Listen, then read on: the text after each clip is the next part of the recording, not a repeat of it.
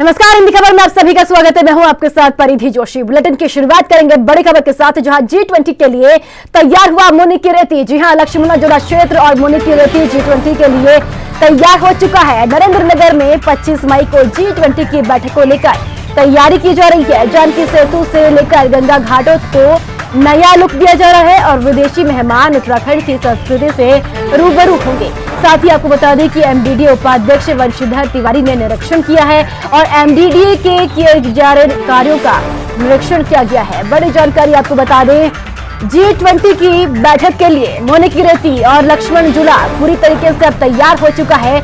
नरेंद्र नगर में 25 मई को G20 की बैठक होने जा रही है, जिसकी तैयारियां पूर्ण रूप से कर ली जा रही है। साथ ही आपको बता दें कि जानकी सेतु से लेकर गंगा घाटों को नया लुक दिया जा रहा है और विदेशी मेहमानों को उत्तराखंड की संस्कृति, उत्तराखंड के रीति रिवाज से रूबरू करवाया जाएगा। साथ ही आपको बता दें, MDDA उपाध्यक्ष वंशीधर तिवारी ने कार्यों का निरीक्षण किया है और MDDA के द्वारा किए जा रहे कार्य, जिसका निरीक्षण MDDA के उपाध्यक्ष ने किया है। साथ ही आपको बता दें कि 25 मई को नरेंद्र नगर में G20 की एक महत्वपूर्ण बैठक होने जा रही है। इस बैठक में विदेशी डेलीगेट्स शिरकत करेंगे और तैयारियां भी पूरी कर ली जा रही है। सरकार और प्रशासन की तरफ से भव्य तरीके से तैयारी की जा रही है। विदेशी मेहमानों के स्वागत के लिए नरेंद्र नगर को पूरी तरीके से तैयार किया जा रहा है। जॉली ग्रांट एयरपोर्ट से लेकर मुनि की रेती और गंगा घाटों को, नरेंद्र नगर को पूरी तरीके से G20 के लिए तैयार किया जा रहा है। उत्तराखंड की संस्कृति से रूबरू विदेशी डेलीगेट्स को कराया जाएगा। उत्तराखंड की संस्कृति की छाप पूरे नरेंद्र नगर में छोड़ी जा रही है।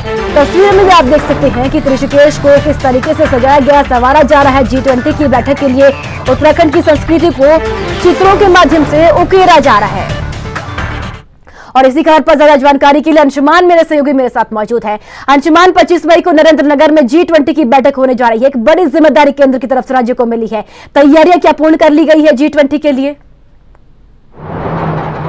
बिल्कुल, निश्चित तौर पर तैयारियां पूर्ण कर ली गई हैं परिधि, क्योंकि जो गंगा घाट, क्योंकि वहाँ पर आरती भी होनी है, उसके साथ ही जब मेहमान यहाँ पर पहुँचेंगे सबसे पहले वो जॉली ग्रांट एयरपोर्ट पहुँचेंगे जी।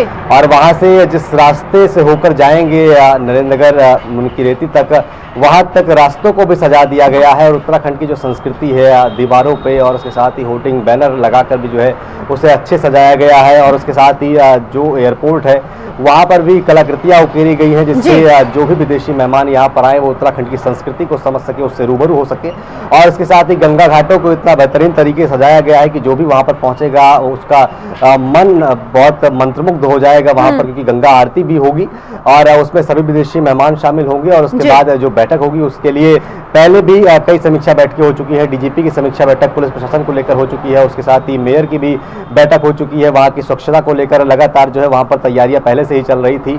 और उसके साथ वंशीधर तिवारी ने इसको लेकर कहा कि निरीक्षण भी इससे पहले किया था और पूरी तैयारियां वहाँ पर कर ली गई हैं और बस इंतजार है, क्योंकि एक बैठक रामनगर में इससे पहले हो चुकी है और वो बहुत भव्य तरीके से उसकी बैठक हुई है। प्रधानमंत्री नरेंद्र मोदी ने भी उस बैठक को सराहा है, क्योंकि उत्तराखंड को जिम्मेदारी मिली है।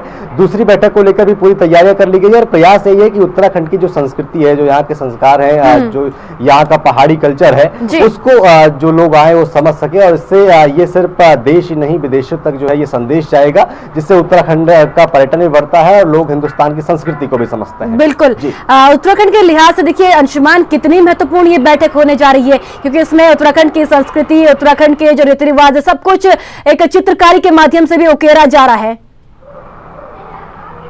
बिल्कुल, निश्चित तौर पर परिधि, और ये पर्यटन को भी बढ़ावा देता है, क्योंकि 20 देशों के मेहमान प्रतिनिधि जब यहाँ पर आएंगे तो वो एक यहाँ से यादगार पल लेके जाएंगे अपने देशों में। वहाँ बताएंगे कि उत्तराखंड में क्या परिस्थिति रही है, उत्तराखंड की संस्कृति क्या है, हिंदुस्तान की संस्कृति क्या है। इससे उत्तराखंड का भी पर्यटन बढ़ता है। अगर कोई व्यक्ति बाहरी देशों से आता है तो उत्तराखंड घूमना चाहेगा। इससे सरकार का भी राजस्व बढ़ता है, पर्यटन के क्षेत्र में जो है विकास होता है। और सरकार का लक्ष्य भी एक तरीके से है कि उत्तराखंड की तरफ लोगों को आकर्षित किया जाए। 2025 तक का लक्ष्य भी इसी को लेकर रखा गया है। और इसीलिए जो मेहमान आएंगे उनको संस्कृति को लेकर समझाया जाए, उनको बताया भी जाए। इसके लिए अलग अलग जगहों पर कलाकृतियां उकेरी गई हैं, अलग अलग जगहों पर बोर्ड्स लगाए गए हैं, बैनर्स लगाए गए हैं। और उसके साथ ही घाटों को अच्छे तरीके से सजाया गया है। जहां पर बैठक होगी उस बैठक से जिस रास्ते से होकर प्रतिनिधि जाएंगे वहां पर भी पूरी व्यवस्थाएं की गई हैं, जिससे अगर जो मेहमान आए वो जब जॉली ग्रांट एयरपोर्ट से उतरे और वहां से जहां तक बैठक है, जहां उनके रुकने की व्यवस्था है, वहां तक उनको पूरी संस्कृति, पूरे यहाँ के रीति रिवाज और शायद पहाड़ी कल्चर, क्योंकि वहां पर जब वो सभी लोग पहुंचेंगे तो पहाड़ी अंदाज में उनका स्वागत किया जाएगा महिलाओं द्वारा। तो ये एक पूरी व्यवस्था जो सरकार की तरफ से बनाई गई है, उससे उन पर एक प्रभाव भी पड़ेगा। जी बिल्कुल अंशुमान, आप बने रहिएगा मेरे साथ, आगे भी आपसे जानकारी लेंगे। चलिए खबरों में आगे बढ़ेंगे। जून के महीने से फील्ड में उतरेंगे नौकरशाह। जी हां, प्रभारी सचिव की व्यवस्था खत्म करने के लिए प्रस्ताव को मंजूरी मिली है। मुख्य सचिव ने प्रभारी सचिव व्यवस्था को खत्म करने की मंजूरी दी है और जून के महीने में पहाड़ पर चढ़ते नजर आएंगे सचिव। बड़ी जानकारी आपको बता दें, अब जून के महीने में फील्ड में उतरेंगे नौकरशाह। जी हां, प्रभारी सचिव की व्यवस्था खत्म करने के प्रस्ताव को मंजूरी मिल गई है।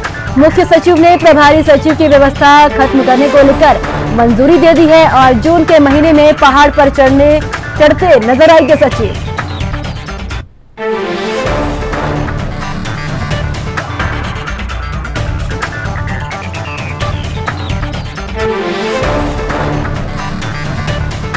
और इसी खबर पर ज्यादा जानकारी के साथ अंशुमान मेरे सहयोगी लगातार मेरे साथ बने हुए हैं। अंशुमान, देखिए, प्रभारी सचिव की व्यवस्था को खत्म कर दिया गया है, प्रस्ताव को मंजूरी भी मिल गई है, क्या कुछ जानकारी है, पूरी अपडेट दीजिएगा। देखिए, बिल्कुल निश्चित तौर पर सरकार की कई योजनाएं जो केंद्र की हैं, राज्य की संचालित योजनाएं हैं, उसको संचालन के लिए वो धरातल पर उतर सके, वहां के कर्मचारी किस तरीके से काम कर रहे हैं, इसको लेकर जरूरी है कि जो प्रभारी सचिव हैं उनको जिम्मेदारी दी जाए कि वो ग्राउंड स्तर पर जाए। और इससे पहले मुख्यमंत्री पोस्टर सिंह धामी ने जितनी भी समीक्षा बैठकें अधिकारियों के साथ की है, उनका कहना यही है कि जो भी योजनाएं आ रही हैं वो धरातल पर उतरनी चाहिए और सरकार का जो लक्ष्य है कि समाज के अंतिम छोर पर खड़े हुए व्यक्तियों तक योजनाओं का लाभ पहुंचना चाहिए। तो उसके लिए यह है कि जो नौकरशाह है वो बेहतर तरीके से काम करे और इसकी जिम्मेदारी सिर्फ एक नौकरशाह को नहीं, इसकी जिम्मेदारी छोटे से लेकर बड़े कर्मचारी को भी दी गई है और इसके साथ ही मंत्रियों को भी दी गई है कि विभाग स्तर पर जितनी भी योजनाएं संचालित हो रही हैं उसका ग्राउंड सर्वे किया जाए। और इसको लेकर ही जो सचिव और प्रभारी सचिव हैं उनको भी ये जिम्मेदारी दी गई है, उनको भी एक फ्री हैंड दिया गया है कि आप लोग सिर्फ सचिवालय में बैठकर ही काम न करें। जीओ जारी हो जाता है, शासनादेश जारी हो जाता है, उसके बाद योजना तैयार हो जाती है। योजना को धरातल पर उतारने के लिए लंबा समय लग जाता है। वो इसलिए लगता है क्योंकि बड़े स्तर से लेकर छोटे स्तर के जो अधिकारी हैं वो अपनी जिम्मेदारी का पालन नहीं करते हैं। तो अगर बड़े अधिकारी धरातल पर उतरेंगे, वो जाकर योजनाओं के संचालन को देखेंगे, तो छोटे अधिकारी भी बेहतर तरीके से काम करेंगे। और उसके साथ ही जो मंत्री के द्वारा जो विभाग स्तर पर समीक्षा बैठकें की जा रही हैं, उसके जो कार्य योजना तैयार की जा रही है वो बेहतर तरीके से हो सकेगी। तो इससे फायदा बहुत होगा और जो लक्ष्य है कि लोगों को योजनाओं का लाभ मिलना चाहिए वो मिल सकेगा। इसलिए सभी को अब जिम्मेदारी दी जा रही है और पहले से ही सभी को कहा गया है, सभी सचिवों को, कि आप ग्राउंड स्तर पर जाए। और कई जो सचिव थे वो ग्राउंड स्तर पर गए भी। अभी चारधाम की यात्रा शुरू हुई, उससे पहले जो है स्वास्थ्य सचिव ने केदारनाथ का दौरा किया, बद्रीनाथ का दौरा किया, वहां का जायजा धरातल पर उतर कर लिया और गौरीकुंड से केदारनाथ तक की चढ़ाई की। तो ऐसे में जब अधिकारी उन स्थितियों को समझता है तो उससे ये पता लगता है कि वहां की परिस्थिति क्या है। आम नागरिक अगर वहां पर आएगा तो उनको क्या दिक्कतें होंगी, या अगर कोई योजना धरातल पर उतर रही है तो कितनी उतर रही है, क्योंकि लक्ष्य यही है 2025 तक योजनाओं का लाभ पहुंचना चाहिए। और उत्तराखंड को अगर अग्रणी राज्यों में से एक बनाना है तो सिर्फ सरकार ही काम नहीं करेगी, सरकार के अधिकारी भी उस तरीके से काम करेंगे, उनके मंत्री भी उस तरीके से काम करेंगे। इसलिए मंत्रियों के भी प्रवास लगाए जा रहे हैं कि आप विधानसभा क्षेत्र में जाएं, उसके साथ ही जहां का आपका प्रभार दिया गया वहां पर भी आप जाएं। और उसके साथ ही जो सचिव है, अलग अलग विभाग के जो सचिव है, जो प्रभारी सचिव है, उनको भी जिम्मेदारी दी जा रही है कि आप अलग अलग क्षेत्र में जाकर जो भी योजनाएं अभी तक सरकार की संचालित है उसका जायजा लीजिए कि अभी तक जो योजनाएं संचालित है वो कहां तक कितना उसका क्रियान्वयन हो रहा है और कहां दिक्कतें आ रही हैं। ठीक है अंशुमान, आप बने रहिए मेरे साथ, आगे भी आपसे जानकारी लेंगे। वहीं उत्तराखंड अधीनस्थ चयन सेवा की सचिवालय रक्षक परीक्षा आज है। जी हां, परीक्षा के लिए 4 जिलों में कुल 62 केंद्र बनाए गए हैं। देहरादून, पौड़ी, नैनीताल और अल्मोड़ा में परीक्षा सेंटर बनाई गई है और परीक्षा में 25,806 अभ्यर्थी शामिल होंगे। बड़ी जानकारी आपको बता दें कि आज उत्तराखंड अधीनस्थ चयन सेवा की सचिवालय रक्षक की परीक्षा है आज और परीक्षा के लिए 4 जिलों में कुल 62 केंद्र बनाए गए हैं। इसी के साथ आपको बता दें कि देहरादून, पौड़ी, नैनीताल और अल्मोड़ा में परीक्षा सेंटर बनाई गई है और इस परीक्षा में 25,806 अभ्यर्थी शामिल होंगे।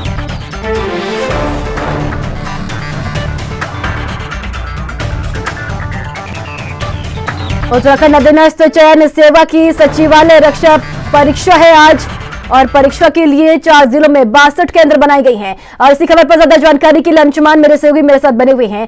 अंशुमान, उत्तराखंड अधीनस्थ चयन सेवा की सचिवालय रक्षक परीक्षा आज है, क्या कुछ तैयारियां सरकार की और प्रशासन की तरफ से की गई है ताकि परीक्षा को नकल विहीन तरीके से संपन्न कराया जाए?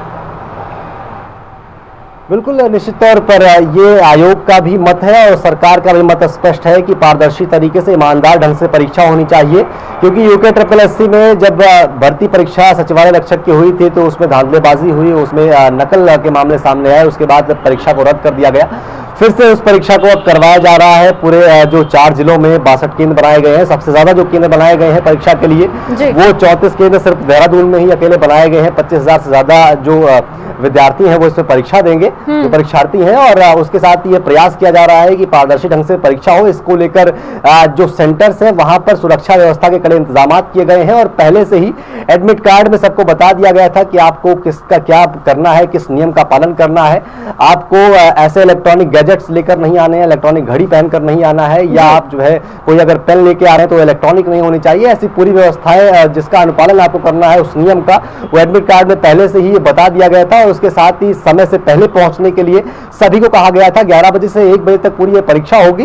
और परीक्षा में ये 4 अलग अलग जगहों पर सेंटर्स बनाए गए हैं, 62 सेंटर्स। वहां पर परीक्षा के लिए ये चुनाव के स्तर पर आजकल परीक्षा अब होने लगी है, जब से ये लगातार नकल के मामले सामने आए। क्योंकि अधीनस्थ सेवा चयन आयोग में जब भर्ती परीक्षा की धांधली का मामला सामने आया तो जो सभी भर्तियां थी वो राज्य लोक सेवा आयोग को हस्तांतरित कर दी गई।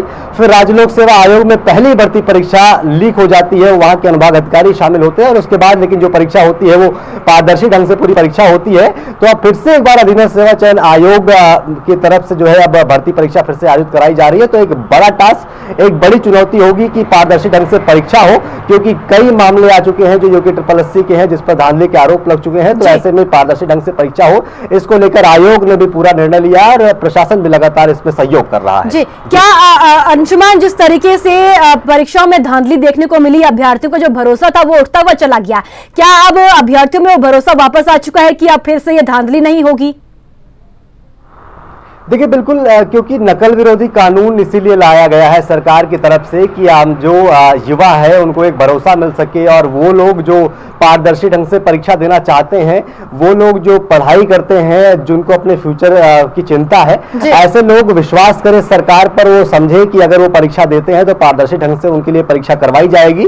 और जो नकल करेंगे, ऐसी गतिविधियों में शामिल रहेंगे, उनको नकल विरोधी कानून के तहत उन पर कार्रवाई की जाएगी। और पिछले कुछ दिनों में लगातार अलग अलग पेपर को लेकर कार्रवाई की भी गई है। तो एक संदेश देने का भी काम किया गया है कि अगर आप तैयारी कर रहे हैं तो उसी युवा को जो ईमानदार ढंग से परीक्षा देना चाहता है, जो ईमानदार ढंग से तैयारी कर रहा है, उनको ही रोजगार मिलना चाहिए। ऐसे लोग को नहीं जो पैसे देकर या किसी से जान पहचान बनाकर, किसी अधिकारी से पहचान बनाकर पेपर लीक करवाकर परीक्षा पास कर ले रहे थे। ऐसे लोगों पर नकेल कसने को लेकर ये पूरा कानून तैयार किया गया है। इसलिए युवाओं में भरोसा हो, उनको मुख्यमंत्री की तरफ से भी एक संदेश है कि आप लोग सरकार पर भरोसा रखिए। सरकार आप सबके लिए निश्चित तौर पर पूरे तरीके से काम कर रही है, ईमानदार तरीके से काम कर रही है। आप लोग तैयारी करिए और इसीलिए नकल विरोधी कानून लाया गया है। और आज जो परीक्षा हो रही है, एक टास्क बड़ा जरूर होगा, क्योंकि इससे पहले जितनी परीक्षाएं UKSSC में हुई उसमें धांधलेबाजी के आरोप लगे, कई मामले निकलकर सामने आए, कई लोगों पर मुकदमे दर्ज हुए। STF ने उस पर जांच प्रक्रिया की और उसके बाद हाकम सिंह जैसे बड़े लोगों का नाम सामने आया। उसके साथ ही जो इसमें कंपनी शामिल थी उनके जो है मालिक को भी गिरफ्तार किया गया। ऐसे में एक बड़ा टास्क, एक बड़ी चुनौती होगी आयोग के लिए भी, क्योंकि कई आरोप उन पर लग चुके हैं। जी ठीक है अंशुमान, बहुत बहुत शुक्रिया महत्वपूर्ण जानकारी देने के लिए। 30 मई से सीएम पुष्कर सिंह धामी सहित बीजेपी के वरिष्ठ नेता पार्टी के महाजनसंपर्क अभियान में जुड़ेंगे। देहरादून में आयोजित प्रदेश कार्य समिति की बैठक में यह फैसला लिया गया है। सीएम पुष्कर सिंह धामी ने कहा कि इस बार राज्य की 5 लोकसभा सीटों पर रिकॉर्ड जीत का लक्ष्य रखा गया है। यह रिपोर्ट देखिए। देहरादून में हुई बीजेपी की प्रदेश कार्य समिति। महाजनसंपर्क अभियान को लेकर हुआ मंथन। कार्य समिति में तय हुए अभियान के कार्यक्रम। घर घर जाकर बीजेपी कार्यकर्ता करेंगे प्रचार। मोदी सरकार की 9 साल की गिनाएंगे उपलब्धियां। देहरादून के हाथीबढ़ कला स्थित सर्वे ऑडिटोरियम में बीजेपी की प्रदेश कार्य समिति की बैठक हुई। बैठक में प्रदेश प्रभारी दुष्यंत गौतम, महाजनसंपर्क अभियान के राष्ट्रीय संयोजक तरुण चुग, प्रदेश अध्यक्ष महेंद्र भट्ट, और सीएम पुष्कर सिंह धामी ने शिरकत की। सह प्रभारी रेखा वर्मा, बीजेपी के सांसद, विधायक और प्रदेश और जिलों के पदाधिकारी भी इस बैठक में शामिल हुए। बैठक में 30 मई से शुरू हो रहे पार्टी के महाजन संपर्क अभियान को लेकर मंथन हुआ। महाजन संपर्क अभियान के राष्ट्रीय संयोजक तरुण चुग ने कहा कि 24 के लोकसभा चुनाव में 302 सीटों के रिकॉर्ड को तोड़ना है। उत्तराखंड में भी 5 सीटों को पिछली बार से भी अधिक मतों से जीतना है। इसके लिए मुख्यमंत्री धामी से लेकर सरपंच तक, प्रदेश अध्यक्ष से लेकर बूथ अध्यक्ष तक सभी महाजन संपर्क अभियान में जुटेंगे। सीएम धामी ने कहा कि महाजन संपर्क अभियान के जरिए मोदी सरकार की 9 साल की उपलब्धियों को लेकर पार्टी कार्यकर्ता जनता के बीच जाएंगे और 24 में भी जनता के आशीर्वाद से राज्य की 5 लोकसभा सीटों पर पार्टी रिकॉर्ड जीत दर्ज करेगी। इसमें प्रधानमंत्री आदरणीय मोदी जी के कार्यकाल में किए गए पिछले 9 सालों के जो काम हैं, उन कामों के संपर्क में चूंकि अनेकों क्षेत्रों में ऐसे अभूतपूर्व काम हुए हैं पूरे देश के अंदर भी और उत्तराखंड के अंदर भी, उन सभी कामों को जन जन तक ले जाना है। जन जन के आशीर्वाद से फिर से हम सब के प्रिय नेता आदरणीय प्रधानमंत्री मोदी जी को तीसरी बार देश का प्रधानमंत्री बनाना है और हमारे सामने एक लक्ष्य है कि जो पिछले रिकॉर्ड है उन रिकॉर्डों को तोड़ते हुए जनता के आशीर्वाद से, जनता के स्नेह से, उन सब के समर्थन से यहाँ से 5 लोकसभा सीटें और ज़्यादा वोटों के साथ, रिकॉर्ड मतों के साथ जिताकर भेजेंगे। बैठक के बाद बीजेपी प्रदेश प्रभारी दुष्यंत गौतम ने कार्य समिति में लिए गए फैसलों की जानकारी दी। 5 जून तक हर जिले में की जाएगी प्रेस वार्ता। सोशल मीडिया इन्फ्लुएंसर मीट का किया जाएगा आयोजन। हर विधानसभा में 75 विशिष्ट लोगों से किया जाएगा संपर्क। 6 से 10 जून तक जिलों में व्यापारी सम्मेलन का आयोजन। 10 से 12 जून के बीच विकास तीर्थ कार्यक्रम होंगे आयोजित। 10 से 15 जून तक मोर्चों के सम्मेलन का किया जाएगा आयोजन।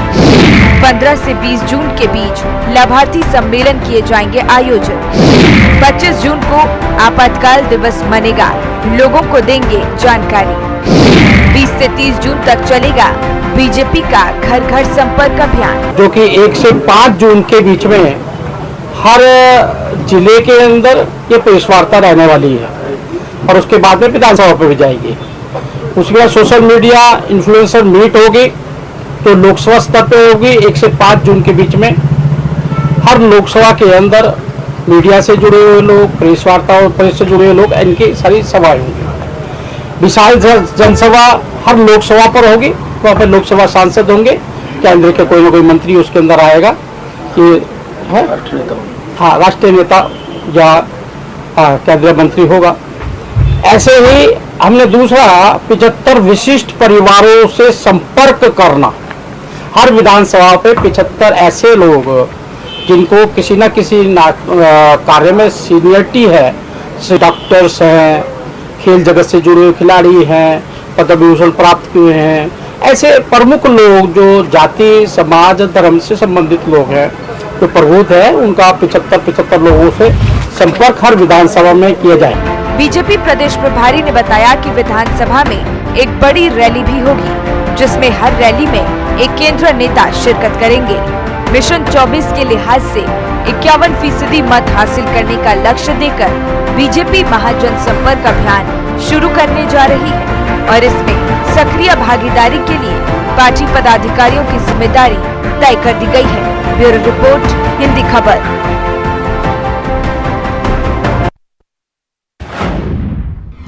और एक और बड़ी खबर का, जहां 24 घंटे बिजली आपूर्ति के लिए ड्यूटी पर रहेंगे कर्मी। जी हां, पिटकुल प्रबंधक निदेशक पीसी ध्यानी ने निर्देश जारी किए हैं। विद्युत उपकरण क्षतिग्रस्त होने पर बिजली आपूर्ति बाधित होने पर कार्रवाई की गई है। अधिकारी और कर्मचारी आपसी समन्वय से 24 घंटे बिजली आपूर्ति की व्यवस्था करेंगे। बड़ी जानकारी आपको बता दें, 24 घंटे बिजली आपूर्ति के लिए ड्यूटी पर रहेंगे बिजली कर्मचारी। पिटकुल प्रबंधक निदेशक पीसी ध्यानी ने यह निर्देश जारी किए हैं और विद्युत उपकरण क्षतिग्रस्त होने पर बिजली आपूर्ति बाधित होने पर ही कार्रवाई की गई है। साथ ही आपको बता दें कि अधिकारी और कर्मचारी आपसी समन्वय से 24 घंटे बिजली आपूर्ति व्यवस्था करेंगे।